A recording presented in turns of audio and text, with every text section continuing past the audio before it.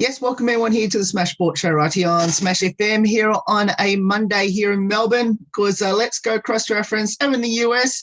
And of course, we're heading to Stanford in particular, and of course, especially to the Stanford women's soccer team. And of course, we've got three very special guests joining us right now to tell us a bit about how the season's gone. Because then obviously they just had senior day just earlier this week. Thanks all three for joining us. Yeah, of course. We're happy to be here.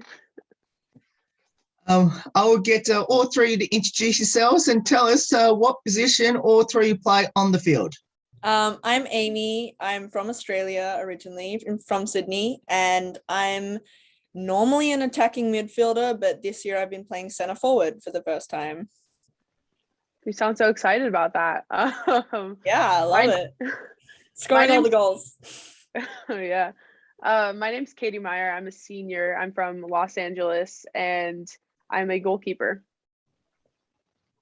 I'm Andrea Kitahara. I'm from San Francisco, and I am a forward or outside back. You've had a very special game for your seniors, obviously being the senior day. Tell us a bit about the game and I guess how special was the day, especially to celebrate obviously the seniors in that game. It was awesome. As one of the 9 seniors that we celebrated, it was amazing to first and foremost get the win, but to also have a senior or a fifth-year senior involved in every single one of the goals that we scored. It was really special to share the field with the girls who have been here with me for the last 4 years and even before then. So to kind of get all on the field together for maybe one of the last times, it was really special, and to see the younger players step up and play for us too was super inspiring. And I think that it's really nice to know that like we've had such an impact on the program, and hopefully we've inspired the younger players to keep going with that momentum and continue to change the program for the better and leave their own impact and legacy. Coming in as a freshman this year, it's been so inspiring to have such talented upperclassmen, and it was really great to just have a game to celebrate them, and they killed it. It was a great team win, so it was a fun night for all of us. Yeah, there were like tears in the locker room beforehand, and especially from me. I've only known these girls for 2 years, but I mean the tears were coming out so much, and I think it was super special that, I mean, we always play for each other in every single game, but there was something different yesterday when we played Cal, because we just wanted to make our seniors proud because of everything that they've given to the program and to us. And yeah, there was something different in the air, and I think we really performed yesterday. Katie, being one of the seniors on the team, how nervous were you, and especially how emotional were you before the game, knowing that it was coming? I wasn't super nervous. I wouldn't say I'm really a nervous player. I get really excited. But I wasn't really nervous because I knew that we were going to come out with all the energy and momentum in the world. And I was more excited to celebrate with my fellow seniors than anything else. I was a little bit nervous because Cal is a really, really good defensive team and their goalkeeper is amazing. And I was a little bit nervous that we wouldn't be able to net one as early as we did. And I was like, the last thing I want is for this to end up as like some 0-0 tie. And then we go to OT on senior day. And then the vibes are going to be bad at the tailgate. But it wasn't like that at all. So I was really excited that we got that huge win. Scoring 3 goals is awesome. And I was honestly just in the best mood. Normally when I concede a goal, I'm like, no one talk to me for the rest of the day. I'm going to go, and not even conceding a goal in the second half could ruin my mood on the day, just because it was about more than just the result on that day. I think it was about like celebrating each other and just having fun with my best friends on the field. I was definitely emotional though. My plans for next year are still very much up in the air. I don't know if I'm coming back for a 5th year or not. I would love to, but we have to kind of line some things up academically before I can officially say that I am. So that may have been one of my last times playing at home in Kagan in front of a sellout crowd with like the best atmosphere and teammates in the world. So it was definitely emotional, and just knowing even if I do come back that the 5th years won't, and maybe some of my other classmates won't be joining me. So knowing that this was one of the last times with this team, it made it pretty emotional, but just that much more special. And those types of moments really make you appreciate everything a little bit more, I think. You mentioned about obviously Cal being a very good defensive team in the competition. I was putting in 3 goals against them as well on the weekend. I guess how good was it after the game knowing that you beat one of the best defensive teams in the competition? Oh, always great. Always fun beating Cal. Yeah, it's nice to bag a few goals. It takes the pressure off a little bit, makes it more about having fun. And yesterday we started all of the seniors and 5th years, but I would say generally we're a pretty young team.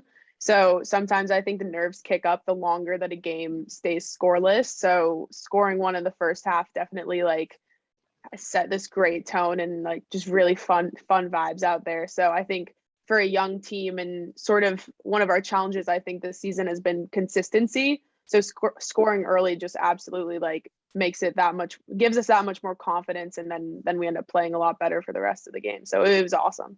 About the season so far up to this point, and is there one particular game that stands out to all of you other than the Cal game? I think overall we've had a pretty good season.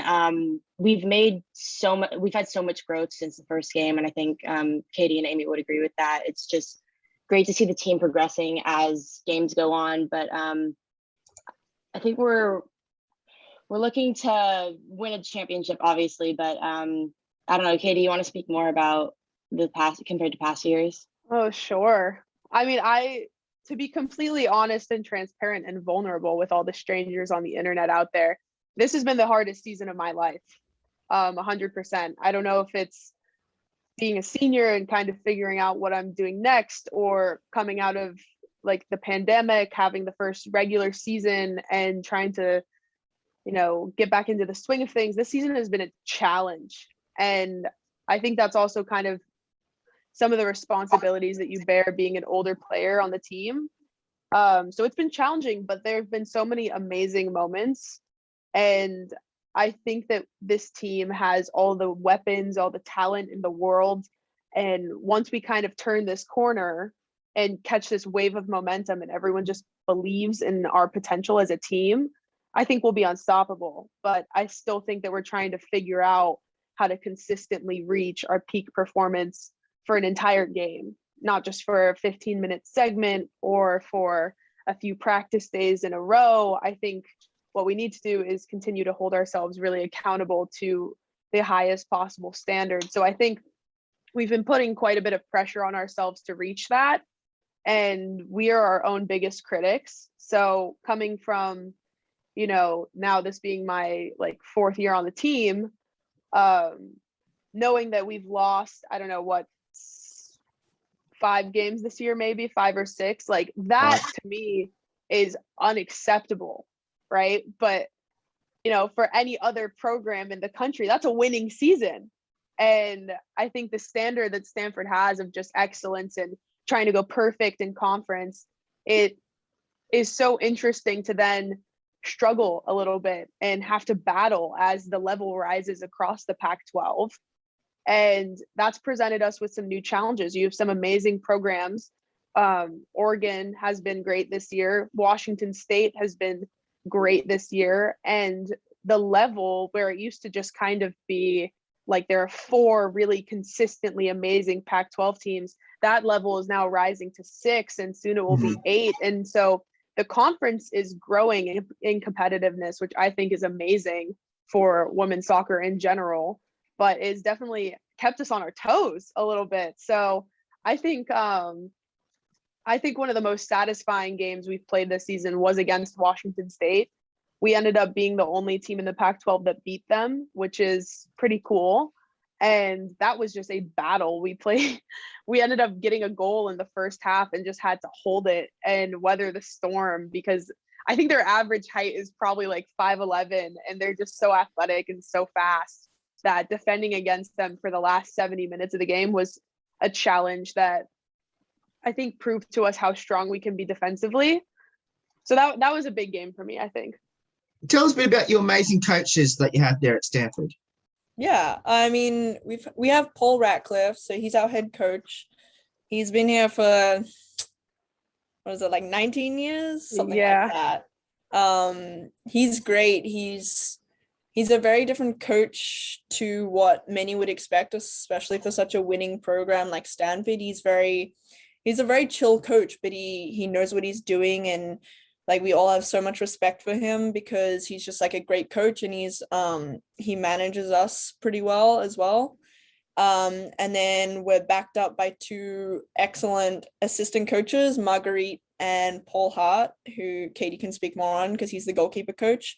But I think I'm always a big fan of assistant coaches because they do a lot of the extra work behind the scenes that you don't really see. And I think Marguerite is probably one of the best coaches that I've ever had. And previously Hideki Nakata as well, who's now the head coach of Utah.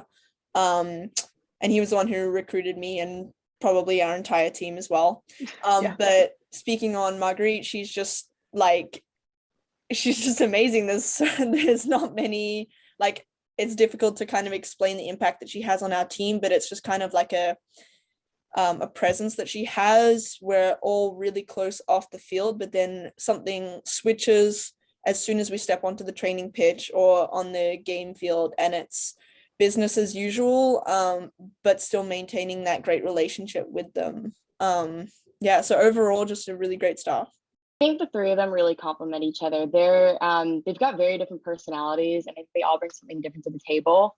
So it's really nice to have, Paul, who, like Amy said, is more laid back, and then Marg, who I see as a role model for me. She's, they all have done such amazing things with their career, and Paul played for UCLA. So I think it's really good to have role models as coaches and people who you can look up to, and they all just bring something unique and special to the table. So I love all three of them. Yeah, they're great. They're great. I couldn't give them more compliments. I mean, the way that they handle this program and the pressure and like the different dynamics on the team, it is really special to have coaches who care that much about you as a person. So they're awesome. Now let's talk a bit about all through your world game journeys. Where did it all start, and why did you choose it? Kids. I started playing soccer when I was about 5.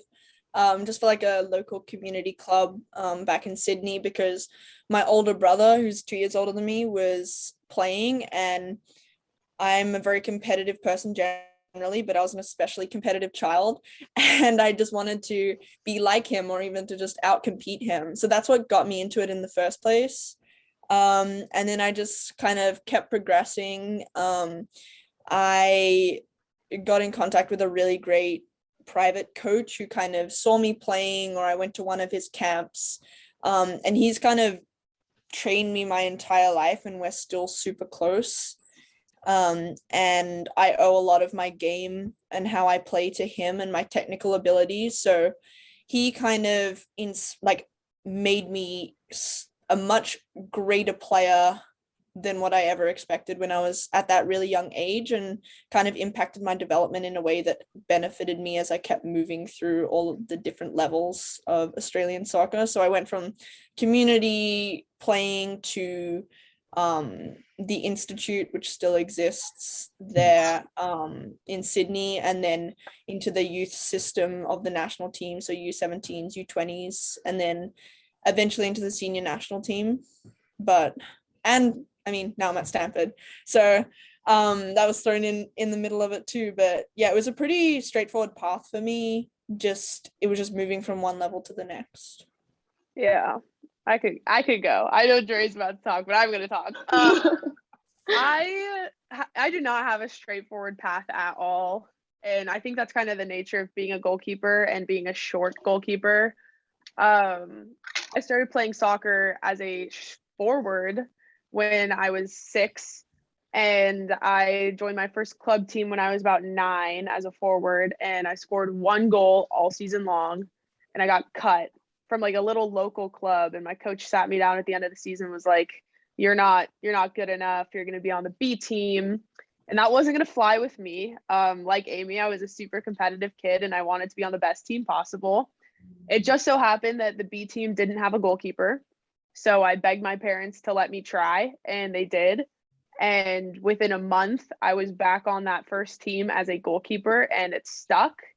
And then I switched clubs and got into playing in the ECNL, which is the most competitive league for club in America. And I committed to Stanford when I was 15, started playing on different national teams, got cut from different national teams, came here, redshirted, didn't play my entire freshman season, battled it out for a starting spot in the off season and my sophomore year. And since then, I've kind of I've been lucky enough to continue playing here, and I couldn't be happier with how it's gone. It's been a roller coaster, but it's so worth it. So yeah. I've been playing soccer and sports in general since I could walk. I grew up with two brothers, so of course everything's a competition. I played baseball with my older brother and a bunch of other sports, and I've been playing soccer for my entire life, so I can't really imagine my life without it. And it has brought me so many opportunities because I just loved it so much. I started off with, rec and club soccer, and I was just a happy kid playing soccer. And with that came Stanford and national team opportunities. So I feel very fortunate to have just fell in love with the game and had so many opportunities because of that. I played with the U17s, was going to go to a World Cup, but unfortunately got canceled because of the pandemic. Trained a little bit with a pro team up in Seattle, which was an incredible experience. I think getting a taste of that environment and where I want to eventually be in my career with a pro team, and having that experience as a high schooler was so crucial for me. And coming into Stanford after that, I realized that this program is one of the best in the country, and it's going to prepare me for that next step. So I think soccer's just been the main part of my life, and it's crazy to think that I'm here at Stanford now playing and loving every minute of it. All three mentioned right at the start what position you'll play on the field. If you had a preferred position where you like to convince your coaches to put you, where would that be? I have this conversation with the coaches at least once or twice a week. I want to play left back. I'm half kidding about it, but I'm half very serious. And every time they're like, not this year. So maybe that's my incentive to keep coming back for more subsequent years, is maybe I'll finally convince them to let me play left back. But I would love to play in the back line. I think that'd be awesome. Every time we put you in the back line, Katie, you sprint the whole field and then you never run back to defend. I run back. I come back. But if I'm not turning over the ball, why would I not hang out? I think Spidio has something to say about that. But yeah, but it is really fun. I love scoring goals. I think celebrating goals is one of the best parts of the game. So forward has always had a special place in my heart, even though I've played a lot of midfield and outside back. But ironically, I actually am obsessed with goalkeeping. And I know Katie's dug up some pictures of me when I was like 7 or 8, and I would just, every chance I could get, I'd ask my coach to put me in goal. So I don't think at the D1 college level that we're at, I would ever have the opportunity of doing that. But a little bit too short. But that would be an insane opportunity if I could play 5 minutes as a goalkeeper in a Pac-12 game. We could switch. You can play forward, Katie. That's fine. No recovery runs. Yeah, I mean, I love playing midfield, especially as an attacking midfielder. So, I mean, I might have to convince our coaches that I am actually a midfielder because I'm currently not playing there. And yeah, I mean, I've been put in quite a few different positions my whole life. I think I started as an outside back, to be honest, or a winger. And then I ended up in the midfield and I loved it. And I've been there ever since. But yeah, I think 10 is the spot for me. So I just have to figure out a way to get back in there, What does the sport of soccer mean to all three of you, and especially being there at Stanford? It means everything to me. And I think the reason why, above just the sheer joy that I get out of making saves and celebrating wins with my teammates and being a goalkeeper, it's given me my best friends. And that is something I will forever be grateful to the sport for. I mean, if I never won another championship, if I never went pro, I would always have like the people that I've met and who have become my family along the way. So I will forever be indebted to the sport for that, for sure. But it is my true love, for sure. Couldn't agree more. I think soccer and this sport has afforded us so many opportunities that are so unique, and kids our age don't necessarily get at in middle school and high school, being able to travel the country and the world to play for different teams. It's just brought me so many opportunities and so many people into my life that I never would have met and never would have formed such great relationships with. So like Katie said, forever indebted to the people that it's brought into my life. Yeah, I think the same as both of you. I mean, I've loved it so much, and it's brings joy to me every time I play on the field. But like you said, Dre, just like traveling the world is something you wouldn't really expect to do, especially like I started doing it when I was like 14, which is crazy. Traveling with the team into all of these different Asian countries and across the world. But I mean, the biggest thing is that it's brought me to Stanford, which without soccer, I never would have even considered. And I love it so much here. And there's just so many opportunities here that on the academic side and on the soccer side that we just have the like privilege and honor to just take in our stride and just really take advantage of, which I think is something that a lot of people can't really say. Do either of you have any future ambitions in the world game, like post-college?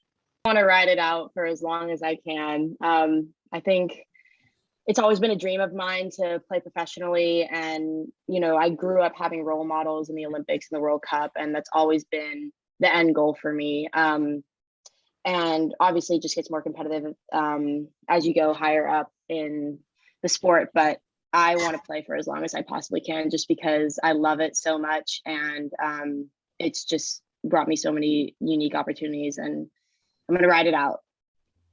Yeah, I'd love to play pro. I still have this dream in my heart that I think I picked up when I first became a goalkeeper, which was, this is awesome. I want to do this as my job. I want to do this for the rest of my life. So I think hopefully I will have, if I have the opportunity, I want to play in goal till my legs fall off, and then I'll start playing on my hands. So I want to play for a long, long time.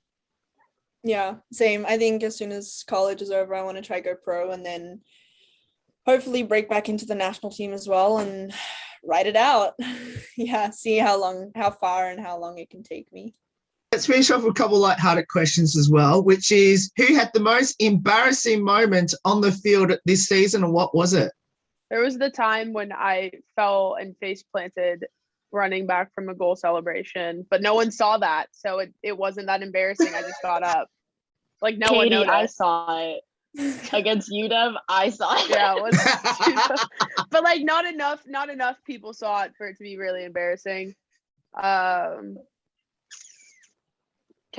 Kennedy on our team has been smashed in the face a few times, but that wasn't really embarrassing. That was like more concerning than anything else. I have a history of acquiring injuries in weird ways, whether it's on or off the field. But yeah, Dre's like broken her entire hand this year. Entire hand. A teammate sat on my gum. that hurt, and I broke my finger on this diving goal. But other than that, I feel like on the field we keep it pretty classy. Yeah, we keep it pretty cool. Off the field, we're a bit more embarrassing, but probably more embarrassing stories off the field. Yeah. Who's the comedian, the best singer, and the best dancer on the team? Well, we have a set of twins, and they're actual dancers. But Katie is usually center of the locker room. No. I'm okay. I think you should give yourself more credit. I think you're great. No. Not if I'm taking home the other 2 titles, bro. Now I will settle for comedian. We can give me that, but we're giving best dancer to probably Madison Asen in my mind. Oh, interesting. I Or think like Kennedy. I think for singers, we all hope we can sing, but I think we're pretty awful as individuals. But if you put on shallows, we can harmonize pretty well as a group. Yeah. Catherine can sing. Ace can sing. Katie, you can sing. I've heard it. You were waiting for that one. You were setting that one up. Who else could possibly sing? No. Katie's multi-talented. Comedian, dancer, and singer. She does it all. What you learn at Stanford, kids. Give it 2 more years and you too could be like me. Just kidding. Go to math class. Yeah. My primary role is entertaining the group. They throw me in goal on the weekends as a prize for keeping everyone having fun. Now, my next 3 questions directly go to Amy. The first one is, have you convinced any of your teammates to come back with you to Sydney in the off season? I didn't have to convince any of them. They all keep asking me if they can come home with me. And I'm like, yeah, please do. We should.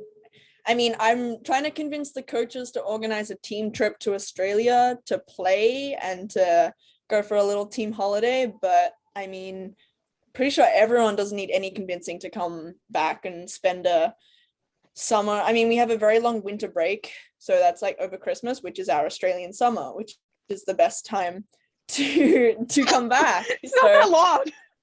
I mean, it's longer than most other breaks. Yeah. And it's summer in Australia. That's the selling point. Key point. Yeah. Now, also, Amy, how's the Aussie accent going around your teammates? Look, I have lost it a little bit, and I'm sure you've noticed it. I've started saying some very Americanized words. I've been here for too long. It's been 1.5 years since I've been back home. So I've started adopting some American pronunciations. The whole team tries to mimic my accent. I don't know how well. Not very. Katie likes to think she's got a good Australian accent. I don't know if I'm convinced by it. Our coaching staff also like to mimic it at all times, and it's kind of a meme in the team. She'll be right. I don't like it. Yeah. Sometimes I apologize because I'm like, oh God. But it's tough. I have like it's too nice to listen to. Like, it's just beautiful. I just want to be like you, Amy. I just want to be like you. Thanks, Katie. Yeah. We'll finish with this one last one, which is, do either of you have a pre-game superstition or ritual? I've got a few. I feel like a lot goes into pre-game, but I'm a firm believer in look good, feel good, play good. So always got to make sure that I'm looking good. And specifically, I have this perfume that I spray, but it's almost gone. Yeah, smell good, play good. What is smell that? good, play good. What is that? It's almost gone, and I have no idea where I got it. So I don't know I have no plan for when it runs out. I might have to figure retire. that out before You're gonna have to retire. I have to figure that out. I'm gonna have to figure retire. that out before playoffs. I will. I think it'll last. That's what our locker smells like. Interesting. I don't really have any superstitions. I wish I did. But I do my hair the same way every game. I wear like the same sweatshirt every game day. But that I kind of fell off of that. It's probably been about half of the game days this year. As I said, it's been a really rough season for me. Haven't been on the sweatshirt, unfortunately. Maybe that explains some things. But other than that, not really. Yeah, I don't really have any superstitions, more just like, I guess, kind of rituals, just the order that I put on my cleats and my shin pads and socks. It's always the right foot first. But apart from that, I mean, nothing specific, nothing very superstitious. I feel like we all listen to music before. Like, do you guys have a song that you listen to before every game? Yeah, but it changes. It changes, but yes. All three, thank you so much for getting up your time to join us. It's awesome having all three on the show, and it's great to had a chance to watch your team on the live stream throughout the season. Obviously, best of luck. Of course, obviously with the next couple of games, obviously with hopefully with the NCAA tournament coming up, and hopefully all goes well, and hopefully you can get back to hopefully win a national title again. Woo woo! We hope so. Yeah. Yeah, thank you for your time. We've had a blast. Thank you so much. Yeah, thank you. No worries, and that's the Stanford women's soccer team there. Of course, we'll put the details up and their schedule coming up, so you can continue to watch their games. Obviously, once the fixtures come out again for the next round. There's more on the Smash Sport Show right after this. Don't go away here on the 10th year celebration.